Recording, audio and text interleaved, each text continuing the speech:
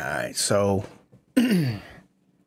as I'm sure all of you can relate to this, your mind and brain will be your biggest enemy when you try to get sober, right? So it's like this with anything, with nicotine, drinking, caffeine. It takes like 14 days to break a habit, 14 to 21 days. And then to start another habitual habit, it takes about the same time frame. So you got like a month to 2 month leeway to really change your neurochemistry, in your mind. It's gonna really be a mental battle, and the longer you go through it, the better you'll get in that battle, right? And I've been very vocal about this, but I wanted to stress it more and more. It'll constantly try to find excuses to drink. Oh, you won, celebrate. Oh, you lost, I'm sad, let's numb. Oh, it's a holiday. Oh, there's a big fight on TV. Oh, there's a sports game. Drink, drink, drink. Socially acceptable in movies and advertisements. Everyone's partying, having a good time. They don't show you the end of the night throwing up or people crying and, mentally just unhinged. People with criminal charges or DUIs, all that stuff. So glamorized. It's at every corner store. It's like the most accessible drug there is. And it's legal and acceptable. And when you're actively in it and people know it's a problem, you can still go many years prolonged and no one really questions it. They'll tell you to get your stuff together, but it is what it is there. But like there was just a beer fest this past weekend, and I caught my mind, wandering a little bit, like, oh, a couple beers won't be bad, and I had to nip it in the butt. I had to catch that thought process. And then realize what I would have felt like Sunday. I would have felt like death. There were people wobbling around town, people passed out in front of bars. Like, I don't want that. And I'm sure people are still feeling their hangovers into the week. I don't want that. And I don't want to spend the money. I don't want nothing to do with it. I really don't. Like, I'm really evolving with this, and I'm happy, and I'm coming up on my year point.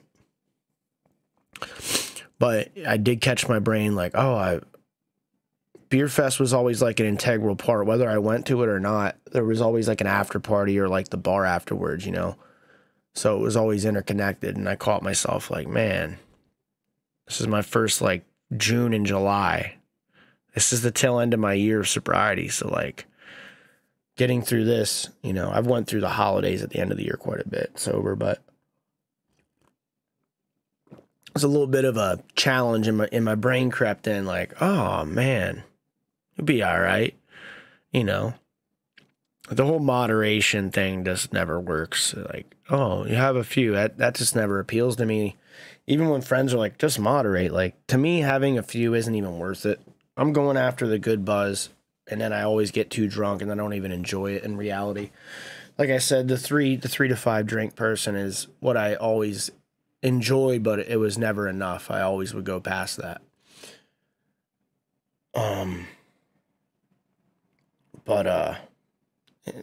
Having a few beers at like a cookout or something isn't even fun to me. It just isn't. I don't even like, there's certain drinks I like the taste of, but that's not appealing to me. And to some people, they can do that, and I commend them. I'm happy for them, but that's not me, and I don't even enjoy it. Like having a beer right, tonight, it's not worth it to me. So that's a no-go. But yeah, your mind's constantly going to mess with you. Oh, it's the weekend. Oh, I have a 3-day weekend. I have more time off work. Drink, drink, drink. I can recover more. If you get hangovers, I can recover tomorrow and rest. Or, oh, I can, And then I remember there were times I would call it like baiting. I knew what I was doing. Like, I was sober, but I would ask people that I knew were going to be at the bar or partying, well, what's up? What are you doing? And they wouldn't contact me because they knew I was sober. Like, a lot of the drinking buddies want nothing to do with you unless you're drinking. But I would actively like ask certain people knowing what they'd be doing just to like, you know what I mean? This was many years ago, but be like, oh, Friday, like, hey, what's up? Knowing the response, knowing where it's going to lead. Next thing you know, they're picking you up or you're meeting with them and you're hanging out partying. And you know, that's like the end goal. But you're just sort of like, hey, what's up? Like, you don't, even if you're trying to be sober, you know where it leads you, but you still do it. And boredom is a big part of that. Boredom is what will cause that, because then you'll start seeking. When you need to have a foundation, you have to have hobbies you're happy with.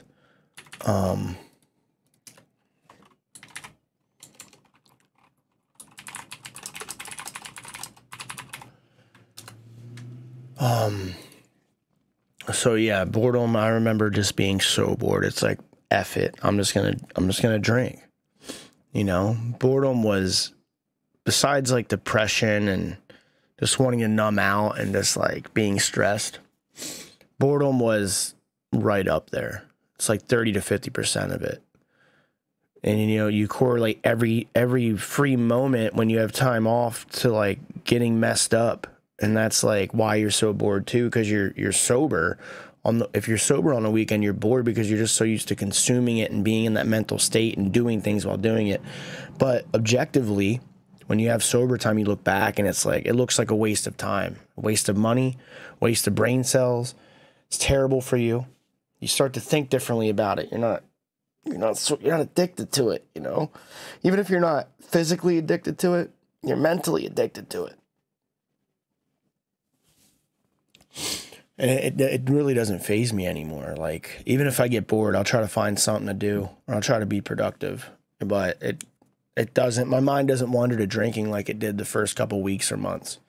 That's what it always was. Like, oh, I could just drink. Oh, I could blow a whole night, the next 12 hours just drinking throughout the whole evening. Just, it's not like that anymore. I try to tell everyone that in time, the white knuckling goes away. It gets easier. Nothing ever goes away. But people early on, they struggle with that. And I always knew if I got so far, that would go away. Like, it would ease. And it does. And I'll preach that forever, you know. It does get better. I always knew it would. But it's never perfect. It's never like this fairy tale thing, you know. It's not like, oh, everything's just amazing now. It's never like that. It's a gradual battle. Work by percentages, progress, and, you know, get better by the percentages. And that's all there is to it. Yeah, this is my third video in the queue today. It's midweek, so gotta get a good workout in here and maybe run some errands. But I'm gonna enjoy my time off. And yeah, I don't really know what else to say, but the mind, it is your worst enemy early on. And you're gonna rationalize everything to drink. You'll make excuses. You'll try to rationalize it. You'll try to like, I used to talk, like some of my exes I was with in the past 10, 15 years, I would convince them it was okay for me to drink. And they didn't, some of them didn't like my drinking. And I could talk them into it. I could connive my way into a drinking night. I'd almost like convince them it'd be okay. And it'd always end up being a mess. You know, Jekyll and Hyde type stuff. I wasn't really overly degenerate or mean or anything, but it changed me. But I could always talk them into it, like, oh, I'll moderate.